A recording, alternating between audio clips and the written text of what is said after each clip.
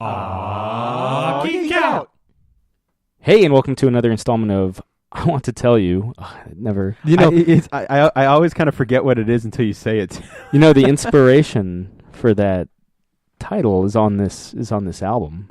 That's true. So it makes the most sense. Yeah, we'll get there. I remember, this seems like forever ago now, because I'm done with the Lethal Weapon podcast, a couple months ago now, but I remember driving to Chris's, you and I, and getting ready to do the Lethal Weapon podcast, and we were going to do the Beatles podcast that day too, and like you were going through trying to come up with every titles, like every song. Yeah, I should have said like Images of Broken Light, but that doesn't make sense because it's not visual at all. We should have been like, we said.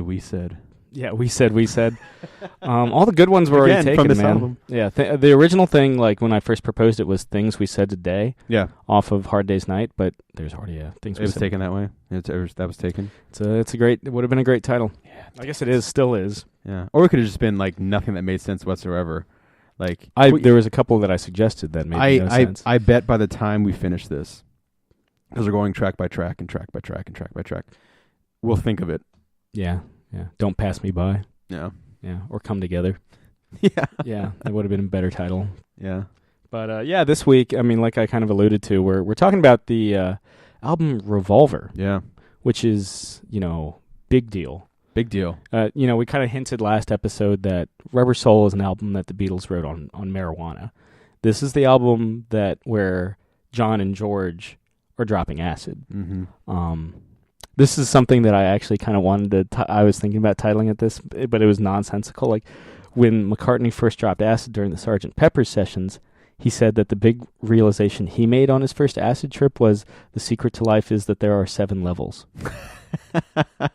It doesn't... The 7 levels. There are 7 levels. A Beatles podcast.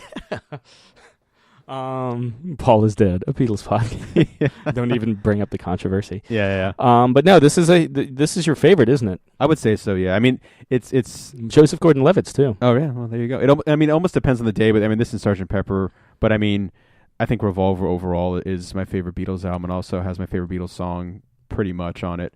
It's tough to say like, that this is my favorite whatever with any Beatles thing. But for Revolver is pretty much it. Yeah, I think because we were talking about how they're starting to, they're certainly maturing as songwriters on like Rubber Soul. They're certainly experimenting more. They're using like orchestras and like sitars and that sort of thing. Yeah. But this is where they really fucking start to experiment. This is where, I mean, again, I love the Beatles, all the great things they did, but I love most for what they did in the studio and pushing the boundaries, pushing that envelope and just going with it. And Revolver is, I feel like, where it explodes almost in the chaos. Yeah. Wonderful chaos. It's also the first album where McCartney is the primary songwriter. Yeah, that helps too because he's my favorite Beatle. But, in Sgt. Pepper, they kind of hone it. But even then, I think, as we get there, I think all of them minus Paul were kind of over that. You know what I mean? Yeah.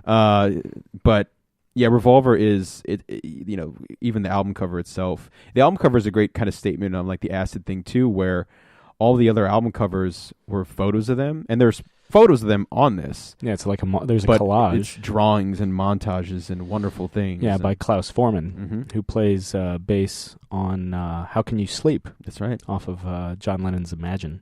Yeah. He was an art student friend of theirs that they met while they were playing in Hamburg. He's the one that came up with the album cover. It's really cool, but I don't know if it's necessarily like among the most iconic Beatles album covers. I would say... Again, I think it's... I don't know if you agree, but I feel like it's kind of hard for us to step back, at least for me, and be like... Yeah. Like when someone asks me, like, what's the best or whatever's the most well-known Beatles song, and I'm like, I don't know. Like, it's hard for me to step back and look at it just, because we've spent so much time listening to the Beatles and talking about the Beatles. There's some days where it's like Lucy in the Sky with Diamonds. There's some days where it's Lovely Rita. There's some days... Yeah, I mean, yeah. But, I would put it up there, I think, mostly because... The same reason I would put the White Album up there, the fact that it's such a change for, think of like, the 60s and what it meant. Like the album cover was your way of getting your face out there. Yeah. And the Beatles, everyone knew what the Beatles looked like, but they're like, we're going to do like a montage. Yeah. It's actually just hand-drawn images of the Beatles, which I suppose is kind of revolutionary, like you were saying. My most useless piece of Beatles knowledge has always been that there's the little Lennon in the armor. Yeah. And he refers to it as Sydney. Like that was like, that's the most pointless thing I can think of with any Beatles knowledge I have. Have you ever read In His Own Right, the book, Lennon's first book? I had that, yeah. He has it in his library in Help. Like he's that's going right. through all the books in Help, and he just ends up picking his own. Yeah. And kisses it. Yeah. Which is very Lennon-esque. I think obviously, the fact they're using the studio more, the fact that they're dropping acid, or at least John and George are, is huge. But and so is Ringo, actually. But he doesn't write any songs on this album, so who gives a toss? But he does probably sing his most iconic, though. Oh, absolutely, yeah. But the big thing is, so when the Beatles signed a motion picture contract with United Artists in 1963, 1964, when Beatlemania was first starting to really take hold, they signed it for three films. Obviously, they satisfied the first 2/3 of that contract with A Hard Day's Night and Help. They were supposed to move forward with whatever would have been their third film, which they ended up satisfying in 1970 with Let It Be. But whatever, which is actually more of a documentary. But the reason there's no Beatles film between there, at least a kind of United Artists film, they couldn't agree on a script. They refused to sign off on a script. So there's a 3-month period, whereas they would knock out an album like 2 weeks here, like a week here, a week there, like in the middle of touring. They would, in this case, they had 3 months where they were scheduled just for filming that they never could do. And so with that much time, that's where they're able, from like April to like March to, I want to say April through June, through the end of June of 1966, because the album comes out August 5th, 1966. It was their big summertime release, but they didn't have a Christmas time release the first time they didn't do it. And we'll talk more about that lull in their productivity next week, or next time we have a Beatles episode. But so that's that break, that touring and the touring break, because they stopped touring this year too, but they stopped touring in September, so a month after the album comes out. That's what lets them put together this album, where they're finally able to kind of breathe, kind of decompress, and be like, what do we want the next record to be? And it's this, and it's awesome. Oh yeah, I remember before we dive into the tracks, when I went to the Abbey Road on the River the first time, they had a live Beatles podcast, which would have been so cool if we could have somehow swung that. If we were doing this. And now they do it in like Ohio, I think. I went 2 to 3 years and it was amazing. But when it was at National Harbor. Yeah, and the first year it was before Pete Best was part of it, so he was talking about it. And before I think he came out, they were doing like just like kind of trivia and questions, and one of them was, if you could be a fly on the wall in any period in the Beatles, what would it be? And for me, it was the Revolver sessions, like over Sgt. Pepper, because I feel like they're all game during Revolver. Yeah, I mean, they're the back cover of the album.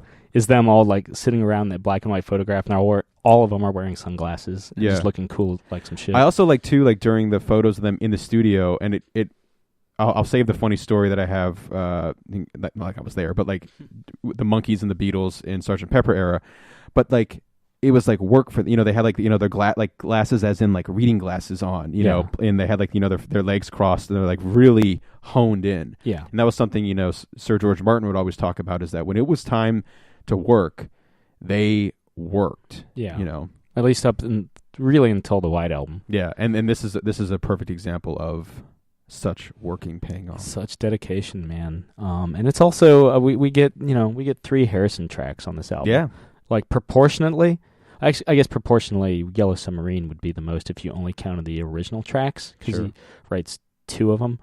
Only a Northern Song and It's All Too Much. It's All Too Much. I love it. It's All Too Much. Oh yeah, and we'll get there. Yeah. I swear to God. But the we're going at a decent pace with these. But he writes the album opener. He gets the album opener on this one, and it's a good one. It's a fantastic one. It's Taxman.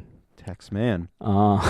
Played off, kind of the Batman vibe. Yeah, though the recording of the song is right around, I guess it's right around the time Batman premieres, because the Adam West Batman series was a summer 66 premiere.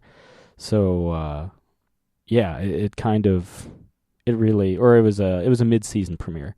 So maybe that influenced Mr. Harrison's melody writing, because it does sound like Batman, Taxman. It's got it's kind of got the big, like, listen to this one, like you hear the bass line on that one. This is one of the greatest bass lines in Beatles history, in my opinion. This and Paperback Writer. Paperback Writer and Rain. Rain. No. Okay, here's it is. Like Rain, the bass line in Rain is fucking out of its mind. Which is, that and Paperback Writer are also both recorded during the What's It sessions. And the drums as well for Ringo. But seriously, like if we're just talking about bass line, like the bass line in that song is fucking out of its mind. The bass line also in Old Brown Shoe is top of the line. But going back to Taxman, yeah, the bass in Taxman is super awesome. And McCartney also kills it on lead guitar in this one. Yeah, it's kind of a thank you, I think, for kind of, because I think at this point, this is the point where McCartney really starts to become the more dominant force and the perfectionist within the band. Mm-hmm. And I think is kind of a gesture like, hey, we're still cool. Harrison lets McCartney come up with and record the solo for this. And Harrison always talked fondly of it because there's the moment where it has kind of that Indian music trill kind of vibe to it. Yeah. And Harrison always really, really appreciated that. Like there was that moment, it was almost like a nod from McCartney, like, you know, here's the little kind of a nice little gift back to you for let me play the lead on your song where you're known as the lead guitarist. Yeah. I mean, it's also very reminiscent of the Drive My Car guitar solo, which McCartney also does and opens up the previous album. But yeah, it's just a fantastic number. Just like Think for Yourself on Rubber Soul, it's Harrison pissed off at the government. Pissed off Harrison, but Pissed Off Harrison has humor to it. Pissed Off Harrison is always kind of like, yeah, there's a wit. Where like Pissed Off Freddie Mercury, like Death on Two Legs, is straight up like super angry. Or yeah, pissed off like Ice-T. Put out Cop Killer. And then become a cop on Law and Order. Yeah. But yeah, Harrison though, yeah, he's got there's a humor to it. Yeah.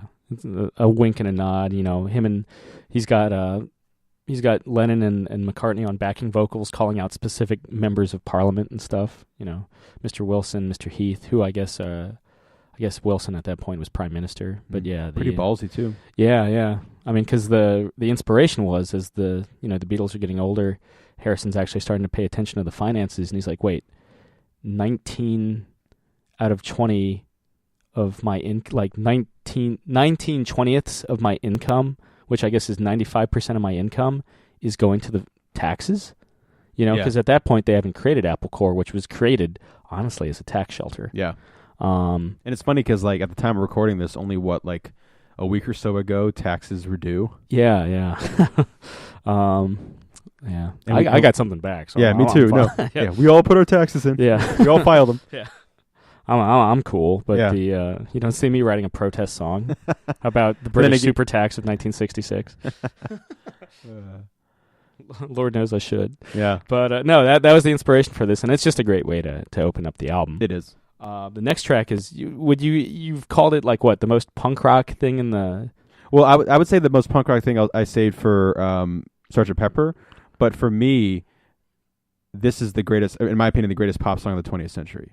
Eleanor Rigby, if you haven't guessed it yet, by Paul McCartney. And the reason I say that is because it melds together the best of like kind of that 20th century, like what that, as Paul always says, you know, the classical music of now or whatever, like the pop music, and then mixing it with that classical vibe of the stringed instruments. So you're putting like the old and new together in this way that is such a beautifully haunting. And again, it's not a love song. It's just kind of a that kind of classic like English look at life kind of thing. Very kind of like almost a cynicism to it. Yeah. And a tragedy to it.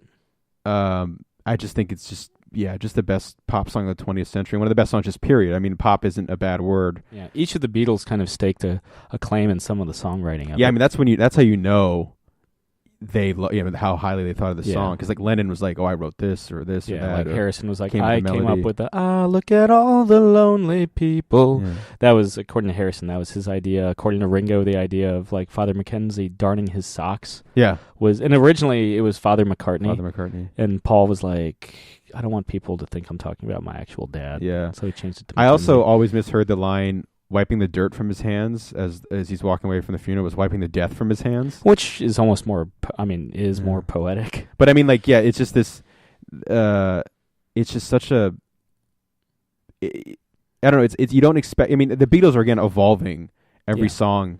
So, like, but again, to get a song that is just stringed instruments, vocals, and if you've ever heard on Anthology just the vocal tracks, or just the string arrangements. It's haunting, man. Oh, yeah, it's unbelievable. And of course, the string, last week, because George Martin had just died Mhm. when we were right before we recorded the last episode. He came up with the string arrangements for this track. He was inspired by Bernard Herrmann's Psycho score, which is pretty evident. The kind of stabbing strings, especially at the end. Yeah. Yeah, it's a very haunting song. I've heard there was some punk band or some metal band that did a really cool cover of it. Not cool enough where I would, be able to name whichever band. Well, they did a metal, I don't know if it's off this, but they did a thing where they got a lot of metal people together. Because it's kind of great how many metal people are like, oh, my biggest influence is the Beatles. Because I feel like there was that period where everyone's like, the Beatles are lame. With kind of like, metal or not being whatever. But there's a thing called Butchering the Beatles, where the front cover is a take on the famous Yesterday and Today cover. The original Butcher cover. Yeah, which you have. I do, yeah. And so they have that cover, and they do a lot of covers. It might be that version of Eleanor Rigby might be on there, but they do a Tim the Ripper Owens as a Hey Jude. That's pretty ridiculous. Does he do it with his signature? Oh, when he gets to the, better, yeah. It's just like super high pitched. Nice. Pretty great. No, I mean, it's a great, and I've always heard I don't know if it's true, but I've always heard that like McCartney and Lennon first met by a graveyard in Liverpool, and in that graveyard was a grave for Eleanor Rigby. I kind of heard that too, and I'd also kind of heard like they didn't know. Like, I'd always heard the story that like they found out later, which is even creepier. Like you want to just believe it just to believe it because that's so cool. It's such a cool, but it's such legend. A great name though. Like Eleanor Rigby. Like you think of any other name, but Eleanor Rigby. I think because Eleanor is such an antiquated name, at least now. There's a great Jet song called Eleanor. I don't know if you ever heard it. It's just an acoustic track, but off of the Shine On album, which is very Beatles influenced. Yeah. But yeah, I mean Eleanor Rigby. If you're putting, Kevin Smith always says the Mount Rushmore of so and so. For me, Eleanor Rigby goes in the Mount Rushmore of Beatles. I think it's that important. Is it your favorite track on the album? It's not my favorite track, but I think it deserves its place on the Mount Rushmore of Beatles. In the House of Parliament. Yeah. Make it a British thing. In the Hall of Records. The Hall of Records. Yes. It's a fantastic number. I remember on the because my first exposure to the Beatles, at least in terms of like stuff that I had, I had Help, the soundtrack version of Help, the full album of A Hard Day's Night, and the Red Album and Blue Album on cassette. Yeah. And Eleanor Rigby is one of the last tracks on the Red Album compilation, and so you get all these like fucking poppy songs. Yeah. And then you get to like Eleanor Rigby, and you're just like, God. I think the Red Album more than the Blue Album is a great example of. It showcases the evolution. Yeah, evolution. The Blue Album has it. And the Blue Album starts with Sgt. Pepper's. Yeah, and the Blue Album has it, but you're already in. You know what I mean? That's like watching the Fast and Furious movies after 5. You know what I mean? It's like starting at Fast 5. Yeah.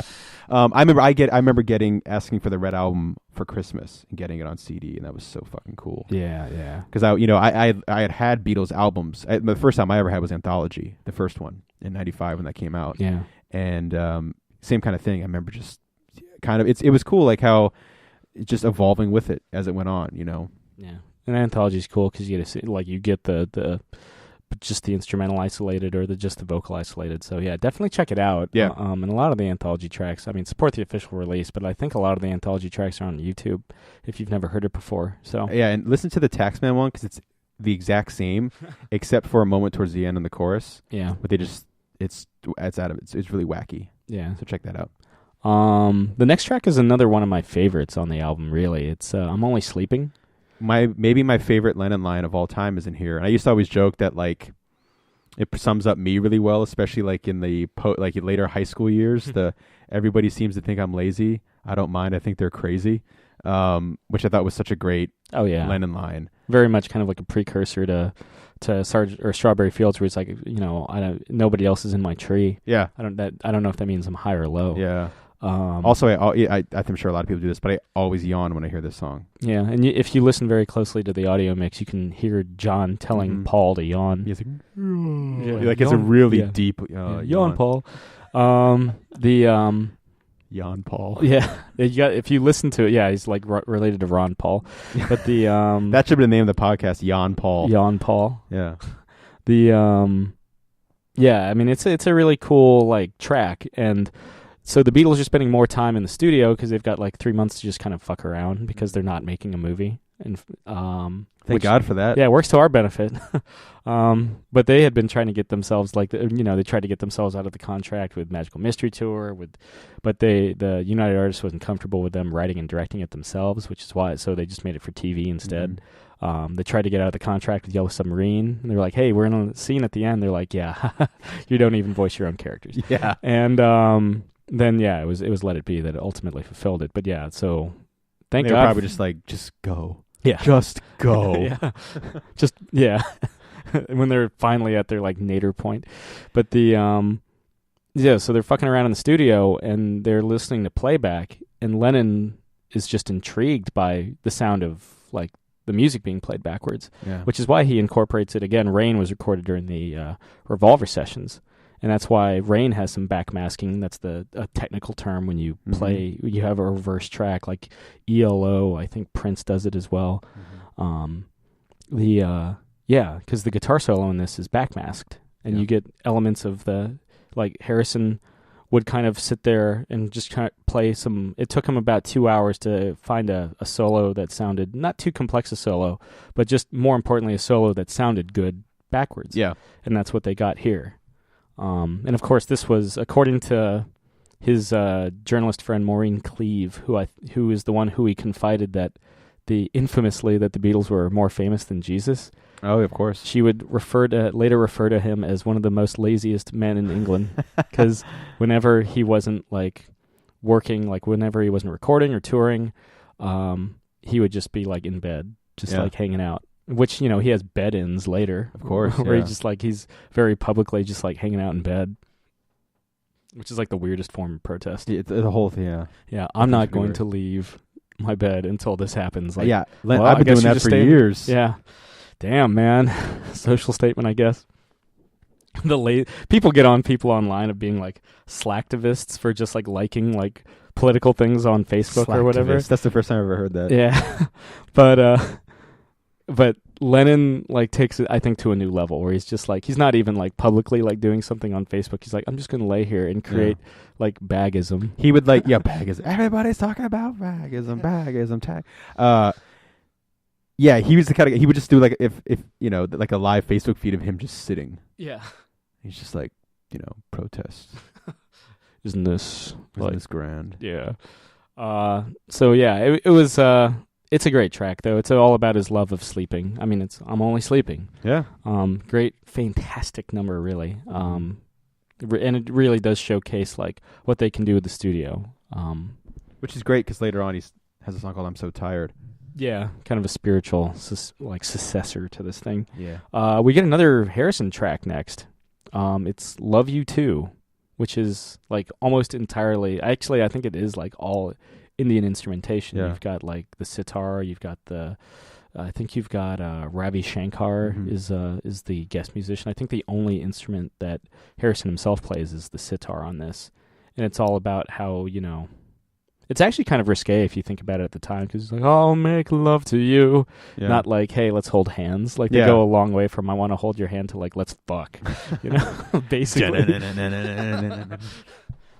It's my favorite Harrison track on the album. Oh, is it? Because it's like, there's like a chaos to it. It's like, dun, dun, dun, dun, dun. It's, as much as I love Taxman, the third Harrison track, which is ironically what this podcast is named after, I don't really like it. But this one is like fucking awesome. That's good. Just, like, it was faster and faster. I'm still going with Taxman for my favorite Harrison track, but no, it's cool because again, I'm not as big, I'm not as big into like the Indian influence of it from Harrison stuff, but I love that he brought that to the Beatles. I think it's the best Indian tinged track on the album, more so than, that Harrison ever did. So more so than The Inner Light, or more so than Within You Without You. Yeah, Within You Without You that was, as much as I love Pepper, that was always when I'd kind of skipped. Lennon, I think it was either George Martin or John Lennon that liked it. He's like, it breaks up the monotony of it all. It does, and like the laughing at the end's kind of crazy. Yeah, the canned laughter. Yeah. To kind of remind you that it's technically a show. Yeah, then he goes into Lovely Rita and all is right in the world. Yeah. But yeah, no, it's a good track. Yeah, very. At this point, Harrison's married. So he's talking to his wife, who would later marry Eric Clapton. Inspired both Layla and Wonderful Tonight. Yeah. So Yeah, it's got that going for it. It's just a really fast, fun song. Yeah. And I love the kind of chaos at the end. It just never, once it gets going, it never slows down. So it's a winner for me. Now, we get our, like, Eleanor Rigby was written by Paul McCartney, but this is, I think, the first, like, traditional, like, because Eleanor Rigby is kind of in a class of its own with all the orchestration and everything. Yeah. We get Here, There, Everywhere next. Oh, yeah. I remember when they used to do those top 100 countdowns of VH1, which I always enjoyed. And it was either like best albums or best songs or whatever. And of course, the Beatles are all over those for good reason. Here, There, and Everywhere. I think Art Garfunkel was like, "This is the greatest song of all time." And I always thought it was funny because whenever he would reference an album or a song, he had it with him. He was the only person who'd be like, "And this," and he'd pick it up and he had the vinyl, like he was his own personal one, you know. Yeah, he had it but ready. Here, There, and Everywhere, I think, is a ballad that it might sound insane for me to say that, like, I feel like it's underrated because. I don't hear that many people like talking about it, and I think it's such a great McCartney melody and ballad. Yeah, I think it's probably the McCartney number on this album that I like the least, but I don't think it's a bad song at all. I'm just saying it's my least favorite. For me, like, I think the whole out, he kind of does the here and he talks about it and there, he talks about it and everywhere. Mm-hmm. I love at the end when he brings it all together and it just ends in this nice little kind of like high note and just kind of this. It's a nice sorbet after that Harrison track. Sure. It kind of, clears it back up. Yeah, because again, Love You Too is, very chaotic, very frenetic, and this one's very kind of like back to dun, dun, dun, dun. Yeah. Again, it's not my favorite, McCartney track on the album, but I think it's a really great. And at this point, very McCartney's, nice little melody. Well, he's influenced by, and you hear it more, I think, with like stuff like Good Day Sunshine, which we'll get to. But at this point, with his travels, McCartney has... he's toured America a couple times. At this point, I think right after this, he tours America for the final time with the Beatles. He's toured with them, I think 3 times in America at this point, twice in 64 and 65. But he's friends with Brian Wilson, and he's starting to take influence from the Beach Boys, because the Beach Boys are starting to make it big on both sides of the Atlantic at this point. I think Pet Sounds... really, it definitely informs where he goes with Sgt. Pepper's, but it also kind of... Pet Sounds really... The back and forth I always heard was, Rubber Soul to a point was like, oh shit. And of course, Pet Sounds comes out, and I think Pet Sounds really, of course, inspired Sgt. Pepper, but I feel like Revolver was in that mix. Yeah. But and then Sgt. Pepper's kills Smile. Yeah, Sgt. Pepper, unfortunately kind of drives Brian Wilson a bit nutty. But yeah, I always loved that relationship. Friendly kind of competition. Yeah, I think we've always said the Brian Wilson is the American Paul McCartney and vice versa. Certainly at the time. At the time, yeah. And I it's kind of like two great like generals, Just think of it's like the revolution. Yeah, they're just like watching each other back and forth, but there's always that kind of, it was never like fuck you. It was always like that person inspired me to be better. Yeah, kind of like, and at this point still Lennon and McCartney. Yeah, Lennon and McCartney. Where I feel it's kind of funny too to think about it, because we talk about the Stones a lot on here, and Lennon I feel like is very, I don't know if he's threatened by the music, but he's threatened by their image. He's threatened by their image, and I think intimidated to a point, because they're getting away with the stuff. I think Lennon wished he was kind of. He isn't so much threatened, but he's jealous. Yeah, jealous. That's a good way. Yeah.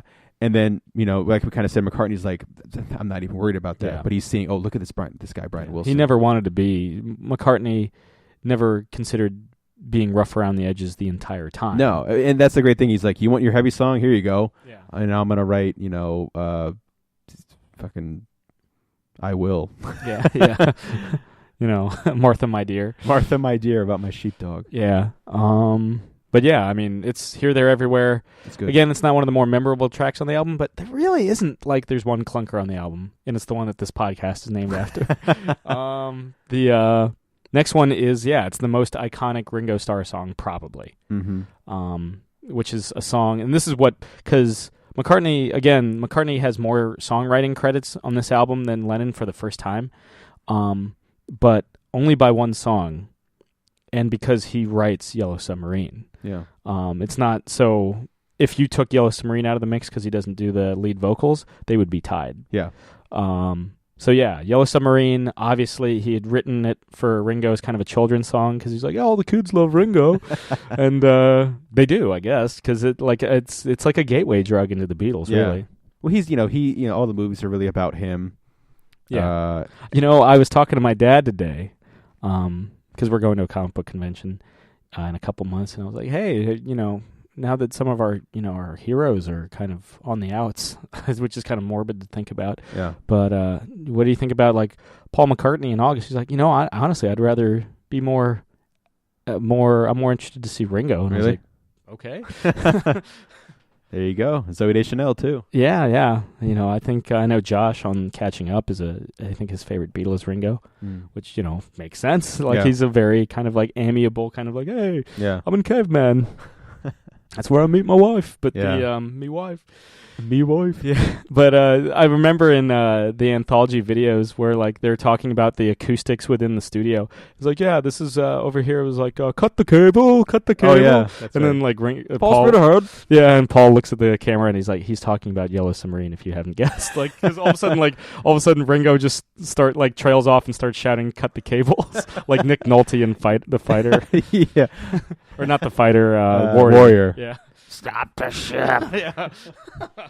You goddamn bastards. But apparently there was, they would like blow bubbles and near the mic and stuff. Like it was, from what I understand, from what I've read and heard, it was a very fun session. It shows. Even though Lennon isn't the biggest fan of what he later calls Paul McCartney's granny shit. Which is what he calls like when I'm 60. That's always my favorite thing too. Granny shit.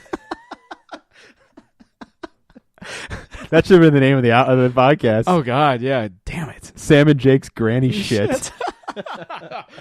Is it too late for a rename, listeners? Can we just start calling this Sam and Jake's granny shit? But the downloads would skyrocket for all the wrong reasons. Yeah. All those anyway, without going into detail, I think because the novelty of granny shit hadn't worn off yet, he was like, he was all about, helping out record. He's the one blowing the bubbles. You can clearly hear him shouting in the background a couple times. Yeah. Also, he's not like forced to really do any serious. I guess there is like traditional band instrumentation, but it's a fun one. So definitely. There's a song you could also like, for all the kid granny shit comparisons. You could bust a song out at a bar at like 1 a.m. and just have the whole place going. Yeah. It's one of those songs you kind of can't help but sing along to. I mean, I would put this up there with the most well-known Beatles songs of all time. Yeah, certainly one of the most well-known Ringo songs, both as a Beatle and solo. Yeah. It's, it's the moment, even though he's sang on every album before this except for A Hard Day's Night, it's this song that every, 6 albums deep, everyone kind of gravitates toward. Yeah. They're like, oh, yeah, this one's a good one. Yeah. And again, them having the fun, you can just hear it, and it translates. Or I guess 7 albums deep now that I think about it. But yeah, it's, translates, so. I mean, I'm willing to bet you guys, if you're listening to this, have probably heard at some it's probably point in your head right now. Yeah. Out of all the other songs. all live in a yellow submarine, yellow submarine, yellow submarine. We all live in a yellow submarine, yellow submarine, yellow submarine. And our first. We'll go, that's enough. Yeah. And the town where I was born, lived a man who sailed the sea, and he told us of his life in the land of submarine. I want to see the land of submarines. Yeah. Is it just is it a town that's only populated by animate submarines, like submarines. Cars? Yeah. Yeah. Where's that Disney film? Yeah, you did planes. Now give me my goddamn submarines. I had lunch on a submarine once. I've walked on in a submarine, cool. but I've never had lunch in one. Pretty cool. It was above water. It wasn't like under. We were underwater. It was docked at Baltimore. The submarine. Yeah. It was pretty cool. Yeah. It's pretty sweet. I would never want to be a submariner because a year you would just go nuts. And this totally off topic for a second. Like Das Boot is like, every time I think of submarines, it's like Yellow Submarine is like the happy, and then Das Boot is like, no, this shit is insane. I think Run Silent, Run Deep, which isn't, necessarily a happy film either. Or Hunt for Red October. And they filmed Das Boot in a submarine. Yeah. It's like they're jumping out of the way of that camera and stuff. Yeah, man. Or You Only Live Twice. Oh yeah. Yeah. Or no, sorry, For Your Eyes. Well, You Only Live Twice has one, but so does For Your Eyes. Or Yeah. Actually, there's a lot of submarines in Bond movies. Yeah, I guess For Your Eyes Only does. And have one World as Is well. Not Enough has a sub too, doesn't it? Yeah. That goes nuclear. Yeah. But the it's Spy Love Me, which has Ringo's future wife. Jesus. It all comes together. It does. The next track is the last track they recorded for this album, and it's another one of my favorites. It's interesting because the McCartney tracks, like Here, There, Everywhere, Eleanor Rigby, Good Day Sunshine, and For No One, are all very polished. They're all very like, this is nice. This is nice. Yeah. Are we having fun? I'm having fun. Are we having fun on the piano? What number is that again? During you gave me the answer to love eternally. I love. And then he goes. I think the line he's playing. He goes. Shit. What is the exact thing? Shit. He goes. Shit. Something like. Oh shit. Like I'm having fun. Or, he just a little like I think McCartney was just having fun. On the piano. On the piano, singing the song. Off Venus and Mars. But as a contrast to that, maybe consciously, maybe not, maybe just because he's on acid, the Lennon tracks are kind of a little more abrasive. Sure. The guitars are a little more, they're overloading the channel a bit more. Yeah. They're not necessarily as, there's a rawness to the Lennon tracks. Would you say, speaking of that, this is the best example, maybe outside of like the White Album, because that's just so fractured, of Lennon and McCartney as songwriters? Yeah, you're seeing a greater dichotomy. The more classically minded McCartney and the more like... And arguably, not even arguably, because I like the White Album, but like better representations of Lennon and McCartney. Well, yeah, I mean, Revolver, I think, as much as I enjoy the White Album, Revolver fucking smokes the White Album for me. But no, I mean, the song we're talking about, it closes out side one, if you have it on vinyl, is She Said, She Said, which kind of has a very kind of like da-da-da-da, very... Great riff that really does overload the channel. It really sounds a lot rawer than... And Ringo crashing in on the drums. And especially compared to the thing that opens up side two, which is Good Day Sunshine. But there's definitely a rawness to She Said, She Said. All about written... the last song they record for the album... And it was inspired that summer. They were in Los Angeles for a bit, I guess for a tour or for some promotional event. And they're at this house party. And one of the people at the house party is Peter Fonda from like, Henry Fonda's son, star of Easy Rider. Yeah. He plays the devil in the first Ghost Rider movie. Oh, that's right. But they're all on acid except for, I guess, Paul, who at this point is refraining from it until Sgt. Pepper's. And George Harrison's having a really bad trip. And they're sitting kind of in this like hollowed out, this emptied out pool at this like private mansion in the Beverly Hills. Harrison's starting to have a bad trip, and Peter Fonda tries to calm him down by showing off a self-inflicted gun wound. He accidentally... Calming him down. Yeah. He was like, "It's cool. I know what it's like to be dead." And... I played the devil in Ghost Rider. Yeah, he knows that this... Yeah, he truly is the only one who can walk into both worlds. Yeah, he knows, like, this is 40 years before Ghost Rider, but he still knows. Even before the character as a comic even exists. Yeah. About 10 years before the character shows up, because it's still like the Phantom Rider at this point. Yeah. For some comic book trivia for it. Yeah. But the daily Ghost Rider knowledge. Yeah. If you wanted to ever know about Carter Wilson. I am wearing the shirt. Yeah, you are. I'm wearing an Image comic shirt. But the what you wearing? Yeah, what you wearing? Tweet us. I'm Sam Stone Show. I'm at E.G. Nolan. Yeah. He's never gonna catch that. He's not gonna listen to the playback on this. But and so Lennon would kind of snap because it was just freaking out George Moore understandably. Yeah. Like saying who put all this originally who put all this like crap in your head? Yeah. And then granny shit. Yeah, he tones it down to who put all these things in your head. And it was originally called appropriately He Said, but he's like, I'll just kind of make it a pseudo love song. Yeah. So it became She Said, and it's all about a badass George Harrison's bad acid trip that Peter Fonda made worse. It's what do you think of the song itself? I like the song. I love the kind of that. He's got that Lennon vocal, kind of. It's like that very. Like shrill, kind of like echoey, and we're going to hear much later on, especially in the closing track. But like, I think it's just a really great. Again, this is the same side if we're doing vinyl that has Here, There, Everywhere on it. So like again, that dichotomy between the two is really great. We just came out of the family-friendly Yellow Submarine. Yeah, it's true, and I think in terms of like guitar work, obviously for me, like psychedelic, it means that crunch. It's also one of the very rare Beatles songs where Paul McCartney is not featured at all. It's George Harrison on the bass, because apparently they got into an argument during the sessions for this, and the final take is George Harrison on the bass. It's been speculated by people that were there that this is also the first album where Jeff Emmerich is the sound engineer. Yeah. So that's cool. He's sound engineer for most of the latter Beatles albums, except for he quits in the middle of the White Album, but comes back for Abbey Road. Yeah, everybody quits during the White Album. Ringo quits during the White Album. That's right. But yeah, he comes back for Abbey Road, but he had been an assistant up until then. Yeah, this is the first time. Like, he comes up with some stuff in the album closer that, and I feel like a lot of the innovations, like blowing bubbles near a microphone, which doesn't sound that innovative, but I think that was probably because he liked to play around with the mics. But I think, innovative in how simple it is. Yeah. You know what I mean? But I think Jeff Emmerich speculated that McCartney was kind of feeling left out because he was the only one in the band not taking acid. Yeah. He's writing more kind of like traditional songs where the rest of the band isn't. They're not interested in it really at this point.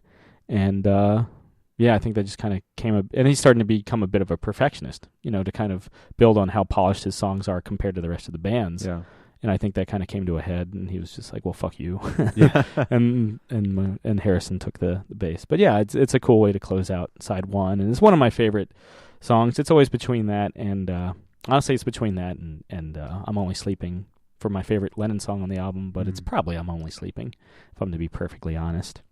The next one, like I kind of said, opens up side two. It's Good Day Sunshine by Paul McCartney. Yeah. I mean, I think this is a staple. I think when I saw him, he played it both times, I'm sure at least once. But, I mean, Good Day Sunshine is kind of just such a whimsical. Well, it's kind of like how I almost imagine McCartney would wake up in the morning being a Beatle. Just like, good day, sunshine. Yeah. Good day, very kind of the Motowny with the piano. Yeah. And we even have a bigger Motown song later on the album. Oh, yeah. By McCartney. But yeah, it definitely kind of has that vibe. And again, it's very kind of bouncy, happy, kind of a nice contrast to She Said, which is a song basically scolding Peter Fonda by proxy. Yeah, seriously. But no, it's a fun number.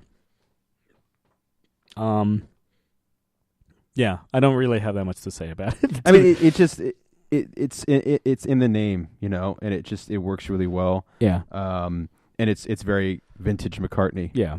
It's very much in the vein of Here, There, Everywhere. But I do like Good Day Sunshine more. I do too. Here, There, Again, like, she said, and then you get that was just like, very Lennon, and then you get Good Day Sunshine right after. Coming like real and bright. A perfect way to open it. Yeah. Open up side two. Good Day Sunshine. Yeah. And great vocal work too. Yeah, not by me, but by McCartney. Totally. Voices like cracking. Yeah. Help me. Yeah. I can't Quaid, say. start the reactor. Free Mars.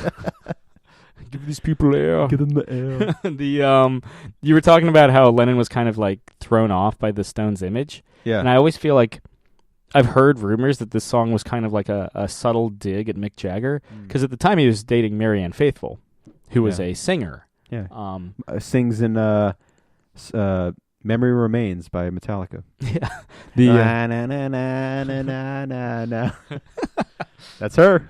I think the big thing here is bird was a British slang term for woman or girl. And so he's singing like, and your bird can sing, but she don't get me. Yeah, just kind of like you get the great, she don't get me. Great guitar work though. Yeah. Really great guitar work on this one. And like I said, kind of like dirtier guitar work too. Yeah.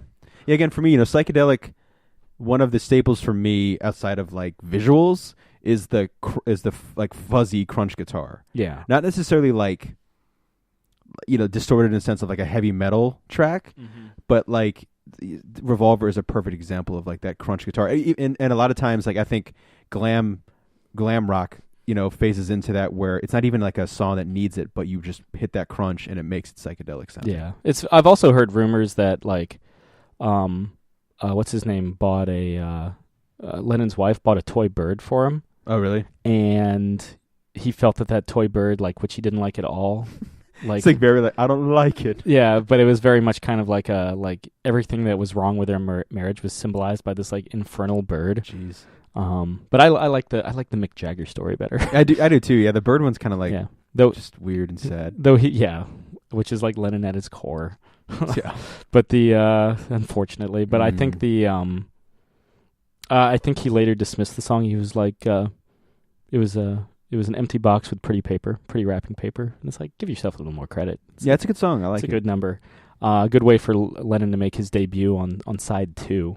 But the next song is your favorite on the album, For No One. Yeah, and maybe my favorite Beatles song of all time, which is weird to say because it's basically just McCartney, you know?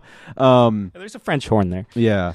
And the story I always like to tell about the French horn is that when he came in, Alan Civil, right? Alan Civil, Yeah. rated at the time of the recording, the greatest French horn player in Great Britain. Yeah, so they hire him, right? He comes in, and McCartney's like early 20s, and he has him do a take.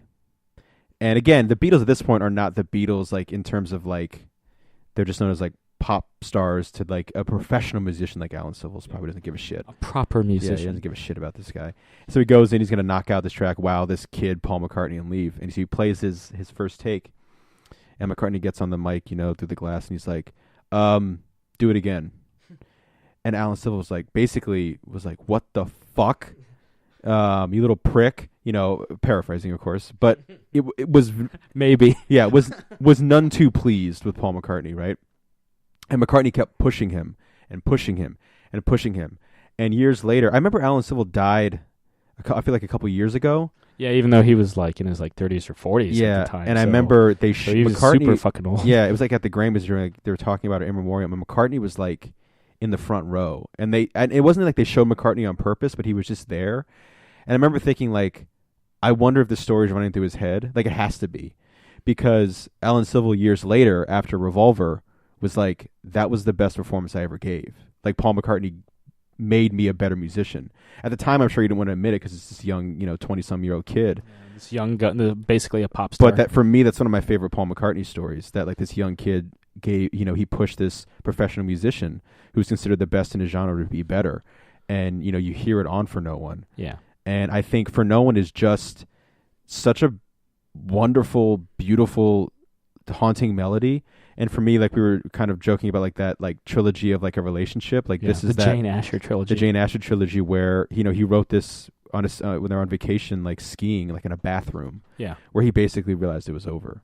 Yeah. Though they still date for like 2 years. But I mean, yeah. But the seeds have been sown for these lines of putting on your makeup and realizing just still kind of going with the flow, and and just the title itself. It's a track that you don't expect from McCartney on this album, which is one of the reasons I like it. And I always kind of hesitate to say it's my favorite Beatles song because, again, it's not really like a Beatles. They don't really all work on it together, and it's so short. But it's such a damn good song. It's a winner. I think it's just yeah. Without a doubt, my favorite song of Revolver. But I think it's just such a wonderful song. Yeah, and the wonderful piano work, that French horn from Alan Civil. It's just a really perfect little gem of a song for me. Just way too short, which I think almost makes it why I like it so much, because if you want more of something, So the next song is actually my least favorite Lennon song on the album. Ooh. Dr. Robert. There's a part in here where he sounds like almost bored. Yeah. Where he's like, "Ring my friend, I said you called Dr. Robert." Like, he's almost just like, Yeah, I'm still on this my track, friend Dr. works for Robert. the National Border, Dr. Dr. Robert. Dr. Robert. But you do get some great McCartney in the background. Yeah. That we mentioned on Rubber Soul, like that high kind of harmony. Yeah. McCartney almost swings in to be like, "I got it." Yeah. Like, I can save it. I'll save it. I'll finish it. It's a fine song, but it's with the amount of standout tracks on this from Lennon and McCartney and Harrison. Yeah. The titular Dr. Robert was allegedly a actual doctor in New York City that would go around and, like the song kind of alludes, have pills for everybody. Mm-hmm. And they would be uppers or downers, like they would be barbiturates or they'd be quaaludes. Yeah. It's like Dr. Feelgood before Dr. Feelgood. Yeah, it's like I hate that I mentioned Motley Crue, but yeah, I do like that song though. Yeah, it's the best Motley Crue album. Say what you will about Motley Crue. I've seen them live. I like Shout at the Devil. That's my favorite Motley Crue track. I like Kickstart My Heart. That's a good one too. Yeah, so So between us, there's like 3. There's 3. There's I think wasn't that what we came up with? There's 3. Yeah, because originally you were like, "There's one good Motley Crue song, and it's Shout at the Devil," and I was like, "What about Kickstart My Heart?" And I was like, "There's 2." And I was like, "What about Dr. I was Feelgood?" like, "Fine, there's 3." And you're like, "Girls, Girls, Girls." I was like, "Nope, All right, we're good. 3. It's 3 Motley Crue songs. We have settled. It's 3. Yeah. But yeah, he would go around. And then he lost his license in the early 70s when they realized that amphetamines were maybe not the best thing for you. Yeah. So sorry, Dr. Robert, Yeah. but that's what happens when you do drugs, kids. But yeah, it kind of ties into the whole like acid theme of Revolver, though. Yeah, Dr. Robert. Yeah. I don't give a shit about this song, Dr. Robert. Yeah. Dr. Robert. I hate Paul's granny shit, Dr. Robert. The next song, as I've alluded to many times this week, is I Want to Tell You. I want to tell you. I hate this fucking song. Do you? Okay. I hate this. I love the guitar riff. Yeah. The intro guitar riff, and it's a fade in like Okay. 8 days a week. It's the last Harrison song. Obviously, it's the Harrison song on this album I like the least. Maybe the Harrison song I like the least of all during his entire Beatles career. I'm still trying to find the song that I don't like and you like. Kind of like, Rocky Raccoon. Yeah. Well, no, I don't like and you like. Oh. Like, I'm trying to find that version. Oh, the inverse. The inverse Rocky Raccoon. Because goddamn, I love that song. And goddamn, you hate that song. But I think, it's fine. I don't think I am at odds with it as much as you are. I think there's some interesting moments in it. Again, McCartney has some cool backing vocals in the piano. The na na na na na. Really? Because I fucking hate the out of tune, like careening, like out of tempo piano. That's the part of the song I like the most. Really? It's for me, it's the guitar riff. My guitar riff's great too. Guitar riff's my favorite thing. I hate the piano and I hate the vocal fermata. A fermata is when you hold a note, by the way. I want to tell you. Yeah. I hate that. Oh. I fucking hate that. And they also do the I don't mind, don't know why, and it just holds. Yeah. Yeah. Don't know why. They chime in at the end. It's all right. In terms of Revolver tracks, weakest song on the album, biggest clunker of the album, and my least favorite George Harrison album that he wrote as a Beatle. Maybe the least favorite George Harrison song. I'm not entirely well versed on his solo career. I would rather listen to Cracker Box Palace 5 times than listen to 30 seconds of I Want to Tell You. Wow. Okay. I don't dislike it that much. It's not. I wouldn't even say it's my least favorite Harrison track. What's your least favorite Harrison track? I don't know. We'll find it. Okay. All right. We'll get there. Probably whatchamacallit on Pepper, Sgt. Pepper. Within You Without You? Within Without You. Yeah, I don't like that song. Okay. All right. You know what George Martin's least favorite George Harrison track was? What? Only a Northern Song. Oh, I fucking love that song. He personally saw to it that it wouldn't be on Sgt. Pepper's because it was recorded during those sessions. I would have taken that over Within Without You. No. You and George, maybe. It's too late for that. Yeah. But yeah, I love It's Only a Northern Song. Yeah. He hated that one. But Jeez. the next one is it's my favorite McCartney song on side 2. It's the kind of song that you listen to when you're walking down the street on a bright summer day because nothing can get in your fucking way. You're just in the fucking zone. Yeah.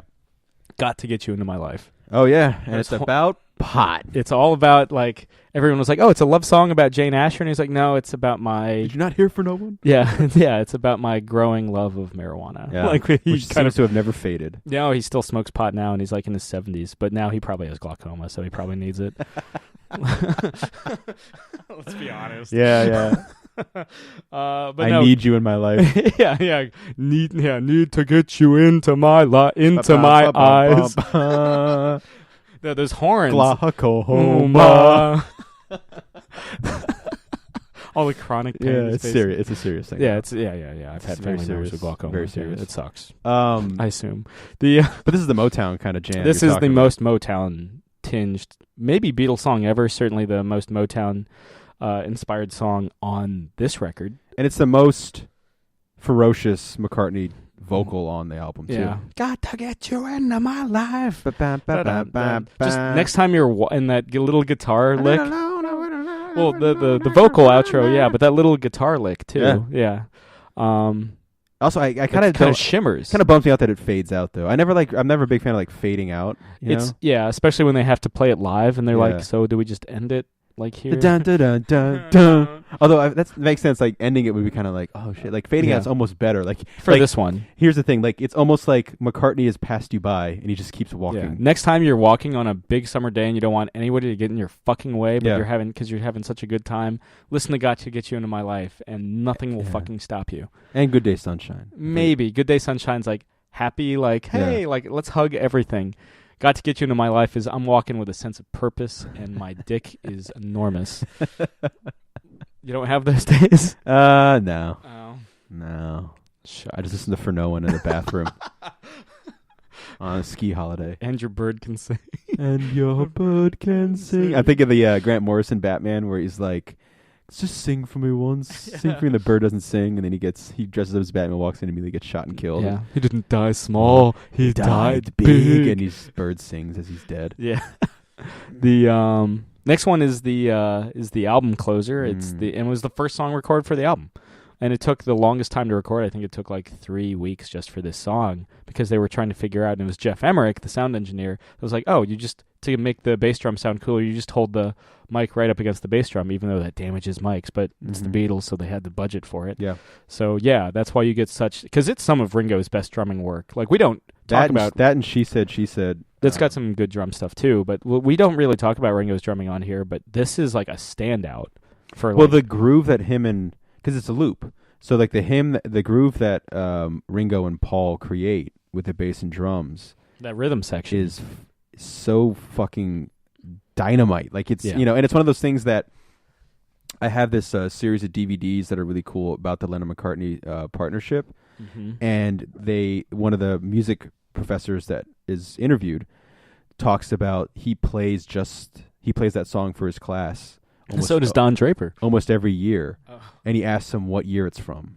And a lot of times he doesn't like play this whole thing or play like a section of it. It does sound kind of out of place on the rest of the album. Every year he said, they say it's a present day song because it sounds so crisp. And it's a song that like Strawberry Fields, Sir George Martin always said that this song, Tomorrow Never Knows, is based off a Ringo malapropism, which would later inspire the title "No Shit" to "Tomorrow Never Dies." Yeah, so "Tomorrow Never Knows" is a song that cannot be replicated. Yeah, because of the way it was put together in the studio. Lennon had written the Tibetan Book of the Dead by Timothy O'Leary, who he also writes "Come Together" for, like 3 years later. But this song, he had written that, and he was like, I want to write a song like fucking Tibetan monks chanting. Yeah. The original plan was to get a choir of monks, like, turn off your mind and relax and float downstream. Mm-hmm. This is not dying. This is not dying. Like, even like looking back, he's like, I still wish I kind of did that. What they did instead, as a compromise, was set up a rotating microphone to kind of make it sound a little more disorienting. Yeah, no, it is one of the coolest tracks on the album, and you get some backmask guitar on this too. You do. I think the best. Basically, it's like really kind of crazy and ferocious. Tomorrow Never Knows is basically the song that sums up Revolver. Yeah, all the little studio tricks leads are present and used to, in some cases, arguably greater effect in a Revolver than any other track on the album. It doesn't have Alan Civil, but yeah. He might have been like, bye. Yeah. Fuck you. Criticize my French horn player. Criticize my French horn, will you? Yeah. I say. Yeah, you fucker. Yeah. Yes, you bloody wanker. You right fucker. Yeah. Fuck you, you right cunt. Yes. But it's probably the most... It's like a final boss level. Yeah, because a good final boss. Well, a good final boss has all the elements of the level that you just played. Like everything you learned, you use against a final boss. Yeah, and everything the Beatles learned in the studio, even though it's the first track they recorded, but it was the longest.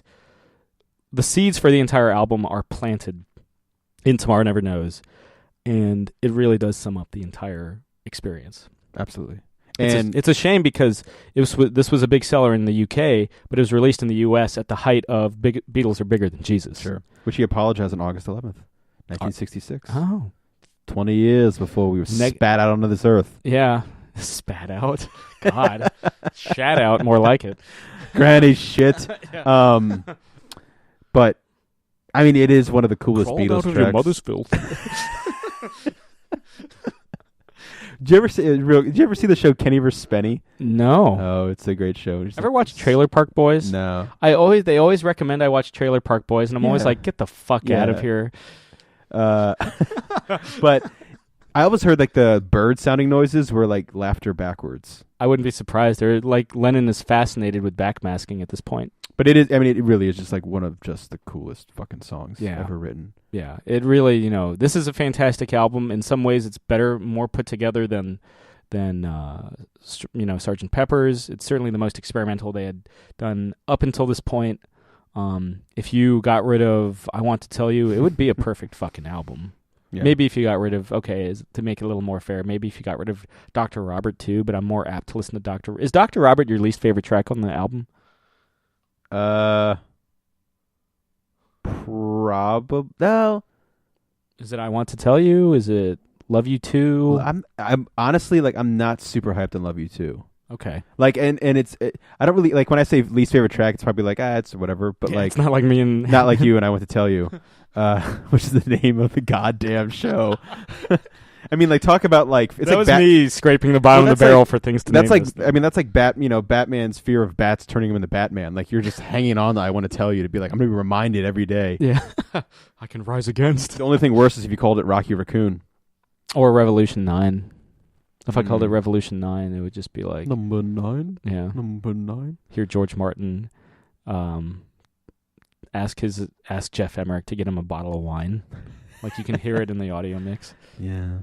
But no, I mean it's a great fucking album. It's your favorite Beatles album, you would tentatively argue. I mean, this and Pepper, but Revolver in terms of I think the creativity burst. It's so fresh there, and all because the Beatles couldn't settle on a script.